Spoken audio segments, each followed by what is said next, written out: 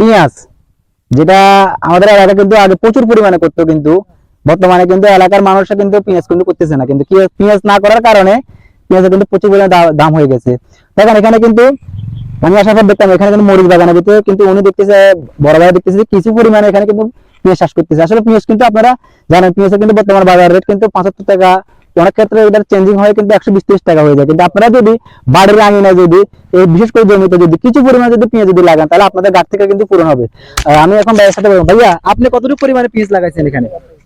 ভাইয়া হ্যাঁ, আমি দুই কোয়া করে পেঁয়াজ লাগাচ্ছি। উনি 2 কোয়ার মতো পেঁয়াজ লাগাইছেন। দেখেন উনি কিন্তু আপনার এগুলো লাগাইছে, এগুলো তো আপনার পরিবারের তো মনে হয় 1 বছর মতো হবে ইনশাআল্লাহ। ইনশাআল্লাহ ইনশাআল্লাহ কিন্তু 1 বছর এভাবে যদি আমরা যদি প্রত্যেকে যদি আপনারা আপনাদের যে খালি জায়গা যেগুলো আছে ওগুলো যদি পেঁয়াজ যদি লাগান, তাহলে আপনাদের কিন্তু ঘাটতিটা পূরণ হবে। তো আমরা যদি আপনারা যদি পেঁয়াজ যদি না লাগান, তাহলে প্রত্যেক বছর আমাদেরকে বাইরের দেশগুলো থেকে নির্ভরশীল হতে হবে। তো প্রত্যেকে পেঁয়াজ লাগানোর চেষ্টা করবেন।